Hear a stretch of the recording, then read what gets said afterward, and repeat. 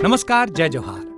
क्या आप भी गवर्नमेंट एग्जाम्स की तैयारी करना चाहते हैं? क्या आप भी मेमोरी टेक्निक्स और ट्रिक्स के जरिए बहुत ही कम समय में स्मार्ट स्टडी करना चाहते हैं? क्या आप चाहते हैं कि सीजी व्यापम टॉपर आपको पढ़ाए? तो डाउनलोड करिए योगेंद्र साहू क्लासेस ऐप। यहाँ 10 से अधिक गवर्नमेंट एग्जाम्स क्रैक करने वाले और सीजी व्यापम टॉप करने वाले योगेंद्र सर CGPSC और सीजी व्यापम के अंतर्गत होने वाले सभी एग्जाम्स की तैयारी कराएं।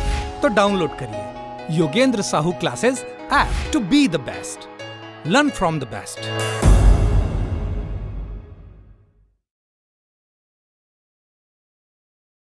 कोई भी सपना साकार करने के लिए सबसे जरूरी है सही कोच का होना। चुनिए Yogendra Sahu classes first rank को और करें अपने सीजी व्यापम CGPSC का सपना साकार। Download the app now. नमस्कार दोस्तों, स्वागत है आपका योगेंद्र साहू ऑनलाइन क्लासेस में। तो आज के क्लास में हम लोग चर्चा करेंगे मूल अधिकार पर। मैंने आपको बताया था कि भाग 3 में क्या है, मौलिक अधिकार का उल्लेख है। जब हम लोग संविधान के भाग पढ़े थे तो मैंने आपको बताया था ना कि भाग 3 में क्या है, मौलिक अधिकार है। इसको कैसे याद रखे थे कि हमको तीनों लोगों में अधिकार जमाना है, मतलब भाग 3 में क्या है, मौलिक अधिकार है। भाग 3 को संविधान का मैग्ना कार्टा कहा जाता है। क्या कहा जाता है? Magna carta. तो क्वेश्चन ऐसा पूछता है कि संविधान के किस भाग को मैग्ना कार्टा कहा जाता है? तो भाग 3 को, जिसमें किसका उल्लेख है? तो मौलिक अधिकार का उल्लेख है। भाग 3 में अनुच्छेद 12 से लेकर 35 तक का वर्णन है, जिसमें मौलिक अधिकारों को रखा गया है। हमारा मौलिक अधिकार अमेरिका के संविधान से प्रेरित है। ठीक है, कहाँ से प्रेरित है? तो अमेरिका के संविधान से प्रेरित है। हमारे मूल संविधान में हमें 7 मौलिक अधिकार प्रदान किए गए थे। कितने मौलिक अधिकार? 7 मौलिक अधिकार। लेकिन जनता सरकार आई, मोरारजी देसाई की सरकार आई, तो 44वां संविधान संशोधन 1978 के तहत हमारे 7वें मौलिक अधिकार संपत्ति के अधिकार को समाप्त कर दिया गया। किसके अधिकार को? तो संपत्ति के अधिकार को समाप्त कर दिया गया और इसे अनुच्छेद 301 में रखा गया, जो कि एक विधिक अधिकार प्रदान करता है हमें। ठीक है, तो वर्तमान में कितने मौलिक अधिकार है? तो 6। मूल संविधान में कितना था? तो 7। ठीक है, तो वो 6 कौन कौन से मौलिक अधिकार है? तो पहला है समानता का अधिकार। किसका अधिकार? तो समानता का अधिकार। यहाँ अनुच्छेद 14 से लेकर 18 तक का वर्णन है। ठीक है, दूसरा अधिकार है स्वतंत्रता का अधिकार। ठीक है, इसमें अनुच्छेद 19 से लेकर 22 तक का वर्णन है। तीसरा मौलिक अधिकार है शोषण के विरुद्ध का अधिकार। शोषण के विरुद्ध अधिकार अनुच्छेद 23 और 24 को इसमें रखा गया है। ठीक है, चौथा मौलिक अधिकार है धार्मिक स्वतंत्रता का अधिकार। किसका अधिकार? धार्मिक स्वतंत्रता का अधिकार। इसमें अनुच्छेद 25 से लेकर 28 तक के अनुच्छेदों को रखा गया है। पांचवा मौलिक अधिकार है संस्कृति एवं शिक्षा का अधिकार। किसका अधिकार? संस्कृति एवं शिक्षा का अधिकार। अनुच्छेद 29 से लेकर 30 तक इसमें वर्णित है। और हमारा 6वां मौलिक अधिकार है संवैधानिक उपचारों का अधिकार। क्या? संवैधानिक उपचारों का अधिकार। BR अम्बेडकर ने इस संवैधानिक उपचारों के अधिकार अर्थात अनुच्छेद 32 को संविधान की आत्मा भी कहा।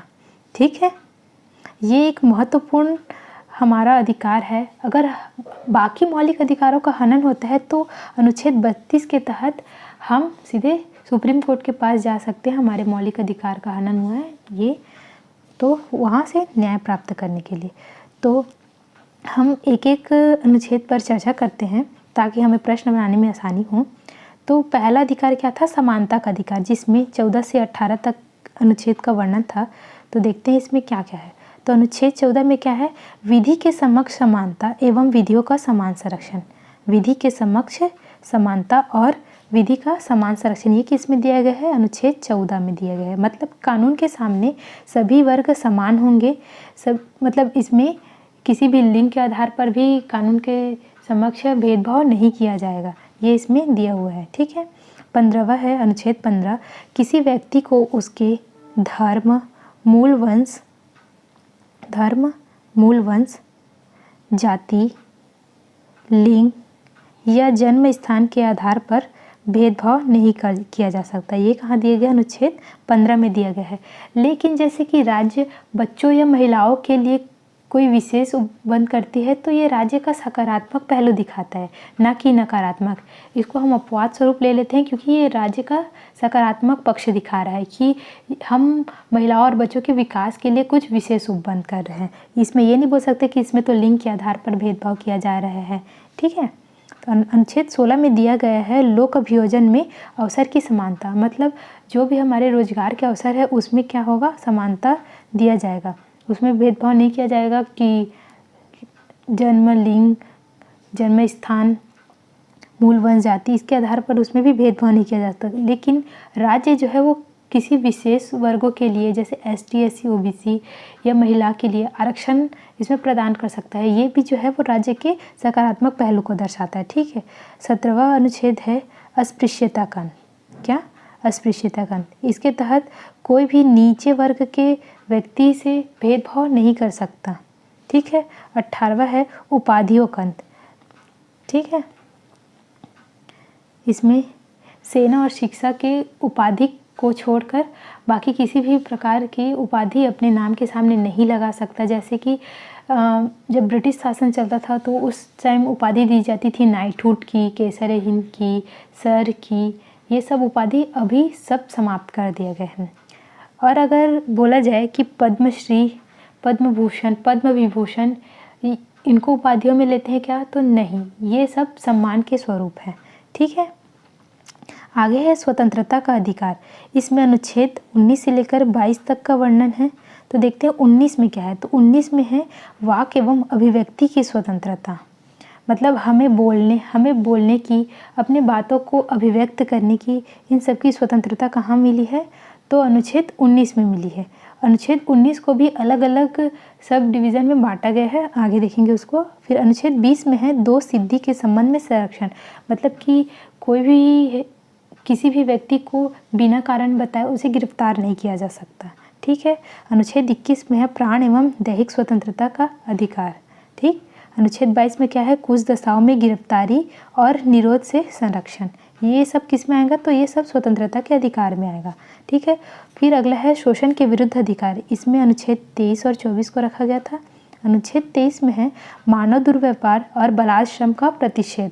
ठीक, मतलब कोई भी बंधुआ मजदूरी, बेगारी, ये सब ज़बरदस्ती नहीं करवा सकते, ये सब अपराध की श्रेणी में आता है। ठीक, अनुच्छेद 24 में आएगा कारखानों इत्यादि में बच्चों के नियोजन पर प्रतिबंध, जैसे कि किसी भी होटल, इन सब में बच्चों को काम पर लगा देते हैं, तो ये सब भी अपराध की श्रेणी में आता है। इसके लिए मतलब जो काम पर रखा है वो और बच्चे के माता पिता दोनों अपराधी ही घोषित हो जाएंगे।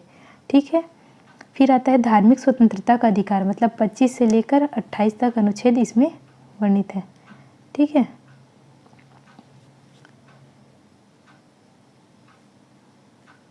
इसमें आएगा अनुच्छेद 25 में आएगा अंतःकरण धर्म को अबाध रूप से मानने की स्वतंत्रता, मतलब हमें आज़ादी है कि हम किसी भी धर्म को अपने से मान सकते हैं। ठीक है, अनुच्छेद 26 में आएगा धार्मिक गतिविधियों के प्रबंधन का अधिकार। 27 में आएगा धर्म विशेष पर करारोपण पर प्रतिषेध, मतलब उसमें किसी भी प्रकार का टैक्स नहीं लगाया जाता। अनुच्छेद 28 में आएगा शिक्षण संस्थानों में धार्मिक शिक्षण उपासना की स्वतंत्रता।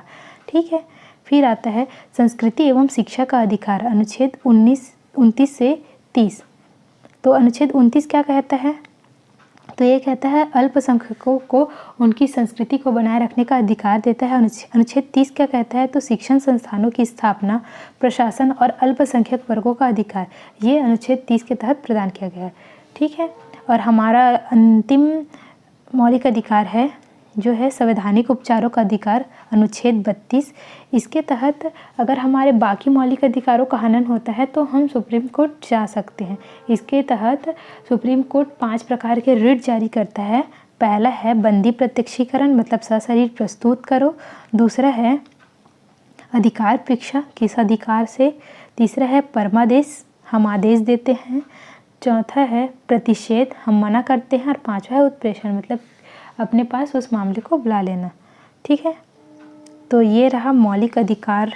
अब हम प्रश्न बनाते जाते हैं और उसका विस्तार से चर्चा करते जाएंगे साथ साथ।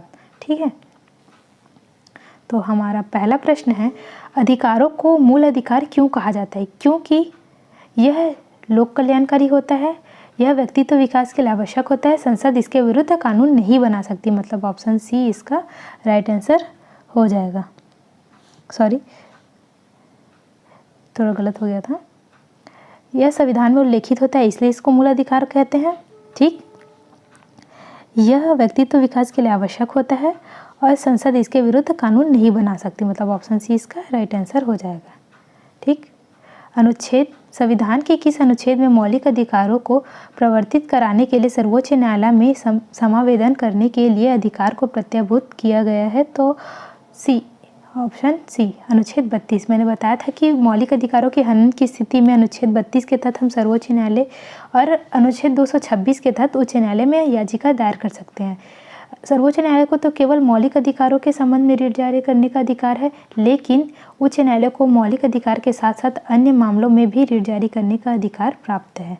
ठीक है, तीसरा प्रश्न है, भारतीय संविधान के अंतर्गत मूल अधिकारों का संरक्षक कौन है? तो कौन है? न्यायपालिका है। इसका हनन होने पर हम सुप्रीम कोर्ट जा सकते हैं, तो संरक्षक कौन होगा? न्यायपालिका ही होगा। ठीक है, आगे देखते हैं चौथा प्रश्न, अनुच्छेद 19। तो अनुच्छेद 19 में मैंने क्या बताया था? वाक एवं अभिव्यक्ति की स्वतंत्रता, मतलब वाक स्वतंत्र आदि विषय कुछ अधिकारों का संरक्षण। ठीक है, 29 में क्या है? तो अल्प वर्ग के हितों का संरक्षण। ठीक, 3। अनुच्छेद 18 में क्या है? तो 18 में क्या था? उपाधियों का अंत। अनुच्छेद 26 में क्या था? तो धार्मिक कार्यों के प्रबंधन की स्वतंत्रता। ऑप्शन डी इसका राइट आंसर हो जाएगा। ठीक है, आगे देखते हैं प्रश्न 5वां,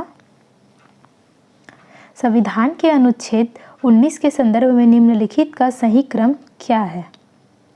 ठीक है, तो मैंने बताया था कि अनुच्छेद 19 को भी अलग अलग सब डिवीज़न में बांटा गया है, तो यहाँ देख लेते हैं कि क्या क्या है। तो 19(1)(a) में क्या बोला है? वाक और अभिव्यक्ति की स्वतंत्रता। फिर 19(1)(b) में क्या है? तो सभा की स्वतंत्रता। फिर सी में क्या है? संघ निर्माण की स्वतंत्रता। डी में है भ्रमण की स्वतंत्रता। फिर ई में है निवास और बसने की स्वतंत्रता। फिर एफ में है वृत्ति, उपाजीविका, व्यापार या कारोबार की स्वतंत्रता।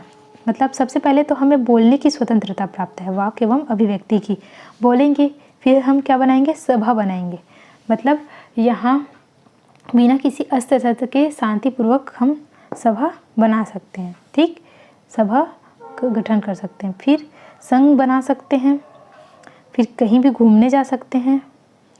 ठीक, और निवास और बसने की स्वतंत्रता, मतलब हम कहीं पर भी आवास का अपना साधन बना सकते हैं। फिर आवास बनाए तो वहाँ अब जीविकोपार्जन के लिए कुछ व्यापार करेंगे तो उसकी भी हमें स्वतंत्रता प्राप्त है। ठीक है, तो प्रश्न बनाते हैं, उनको सही क्रम में जमाना है। तो सही क्रम क्या है? पहले हमें बोलने की स्वतंत्रता प्राप्त है सबसे पहले, तो मतलब एक पहले आएगा, उसके बाद सभा बनाने की, फिर संघ बनाने की, ठीक है, फिर भ्रमण करने की, फिर निवास करने की, फिर उसके बाद व्यापार करने की। मतलब ऑप्शन बी इसका राइट आंसर हो जाएगा।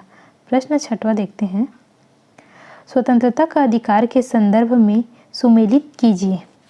तो 19(1) क्या बोलता है? तो वाक एवं अभिव्यक्ति की स्वतंत्रता, मतलब सबसे पहले तो हमें बोलने की स्वतंत्रता देता है। ठीक है, अनुच्छेद 19(b) क्या बोलता है? तो शांतिपूर्वक सम्मेलन करने का, मतलब बिना किसी अस्त्र शस्त्र के हम लोग सभा कर सकते हैं। ठीक है, फिर सी क्या बोलता है? संघ बनाने की, मतलब संगम बनाने की। ठीक, फिर डी क्या बोलता है? आबाद रूप से घूमने की, कहीं भी हम लोग भ्रमण कर सकते हैं। मतलब ऑप्शन डी इसका राइट आंसर हो जाएगा। ठीक, 7वां प्रश्न देखते हैं, संविधान के किस अनुच्छेद में बंधुआ मजदूर को निषिद्ध किया गया है? तो बंधुआ मजदूर मैंने बताया था अनुच्छेद 23 में दिया गया है। मतलब ना तो हम बंधुआ मजदूर बना सकते हैं, ना ही किसी से बेगारी करवा सकते हैं, यह अपराध की श्रेणी में आता है। किस संवैधानिक प्रावधान को आपातकाल में भी निलंबित नहीं किया जा सकता? तो ये है अनुच्छेद 21, प्राण एवं दैहिक स्वतंत्रता का अधिकार। इसे किसी भी स्थिति में निलंबित नहीं किया जाता है। ठीक है, अनुच्छेद 21 के साथ साथ अनुच्छेद 20 भी ऐसा मौलिक अधिकार है जिसको किसी भी परिस्थिति में निलंबित नहीं किया जाता है। और अनुच्छेद 19 जो है आपातकाल के दौरान सर्वप्रथम निलंबित होता है। ठीक है, शेष अनुच्छेद को राष्ट्रपति अनुच्छेद 359 के तहत निलंबित कर सकते हैं। और ये जो अनुच्छेद 19 जो है सबसे पहले निलंबित होता है तो किसके तहत? 358 के तहत। ठीक है। निम्नलिखित में से किस अनुच्छेद को आपातकाल के दौरान स्थगित नहीं किया जा सकता? तो अभी पढ़े अनुच्छेद 20 और 21, तो ऑप्शन में 20 नहीं है, 21 है, तो ऑप्शन सी इसका सही आंसर हो जाएगा। ठीक है। एक व्यक्ति जो भारत का नागरिक नहीं है को निम्न में से किस अनुच्छेद के तहत अधिकार प्रदान नहीं किए जा सकते? तो वो है अनुच्छेद 15, अनुच्छेद 16 और अनुच्छेद 22। ठीक है, ऑप्शन डी इसका राइट आंसर हो जाएगा। इसके तहत इसको अधिकार प्रदान नहीं कर सकते जो भारत के नागरिक नहीं हैं उनको। गैर भारतीय नागरिकों को मौलिक अधिकार के अधीन अनुच्छेद 15, 16, 19, 29 प्राप्त नहीं है से सभी अधिकार दिए गए हैं। अनुच्छेद 22 जिसमें 24 घंटे के भीतर दंडाधिकारी के पास प्रस्तुत करने की स्वतंत्रता निवारक निरोध के समय निलंबित हो जाती है। ठीक है, निम्नलिखित में से क्या सही है ये बताना है अगले प्रश्न में। तो पढ़ते हैं। संविधान का अनुच्छेद 21 कार्यपालिका के कार्यों के विरुद्ध व्यक्ति का संरक्षण करता है? तो नहीं, ये गलत है। संविधान का अनुच्छेद 21 कार्यपालिका के कार्यों के विरुद्ध व्यक्ति का संरक्षण करता है? तो हाँ, क्योंकि ये प्राण एवं दैहिक स्वतंत्रता का अधिकार हमें प्रदान करता है। संविधान का अनुच्छेद 21 विधायिका के कार्यों के विरुद्ध व्यक्ति का संरक्षण करता है। तो हाँ, ये भी सही है, मतलब ऑप्शन सी, ए और बी दोनों सही हैं। अनुच्छेद 21 क्या होता है? प्राण एवं दैहिक स्वतंत्रता। प्राण एवं देह की स्वतंत्रता, विदेश यात्रा की अधिकार तो हम लोग आगे ही पढ़े थे। 19 डी में भी हमें घूमने का अधिकार प्राप्त है, तो वो भारत के अंदर ही घूमने का अधिकार है। और विदेश यात्रा का अधिकार कहाँ मिलता है हमको? तो अनुच्छेद 21 में मिलता है। निजता का अधिकार है। ठीक है, राइट टू प्राइवेसी। कार्यपालिका के कार्यों के विरुद्ध व्यक्ति का संरक्षण करता है और विधायिका के कार्यों के विरुद्ध भी व्यक्ति का संरक्षण करता है। कौन? अनुच्छेद 21। ठीक है, अगला प्रश्न देखते हैं। भारतीय संविधान के किस अनुच्छेद के अंतर्गत एक नागरिक को विदेश यात्रा का अधिकार दिया गया है? तो अनुच्छेद 21 के तहत। ठीक है, आगे देखते हैं।